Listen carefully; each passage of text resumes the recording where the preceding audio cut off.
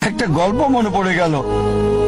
এক সময় একজন ফেরেশতা এসে এক লোককে বলল, আমি তোমার উপর খুশি, তুমি যা চাইবে আমি তোমাকে তাই দেব, তবে একটা শর্ত, যা তুমি চাইবে আমি তোমাকে সব দেব, তবে তোমার প্রতিবেশীকে দেব তার দ্বিগুণ।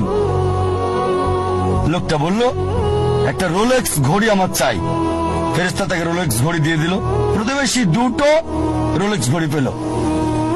লোকটি বলল, একটা মার্সিডিজ গাড়ি আমার চাই। ফেরেশতা তাকে মার্সিডিজ গাড়ি দিল।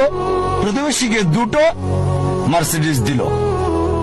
লোকটি বলল, একটা সুন্দর বড় বাংলো চাই। ফেরেশতা তাকে সুন্দর বড় বাংলো দিল।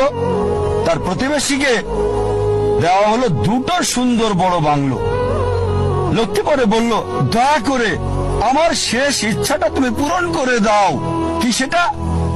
আমার একটা চোখ তুমি নষ্ট করে দাও, যাতে কিছু আমি চোখে না দেখতে পাই। চিন্তা করেন, সে তার নিজের চেয়ে প্রতিবেশীকে নিয়ে বেশি ব্যস্ত। তার জীবন সহজ কিন্তু জটিল সেটা ভাবছে না সে। প্রাচুর্য কি দারিদ্রতা যাই থাকুক, সে বেশি চিন্তিত তার প্রতিবেশীর চেয়ে ভালো জীবন যাপন করা নিয়ে। এ কারণেই সে ফেরেশতাকে বলল, আমার একটা চোখ নষ্ট করে দাও, যাতে প্রতিবেশীর দুটো চোখই নষ্ট হয়ে যায়। এভাবে আমরা প্রতিবেশী কেন্দ্রিক। নিজের সুখী কিনা ভাবছে না, দেখতে পারবে কিনা সেটা ব্যাপার না।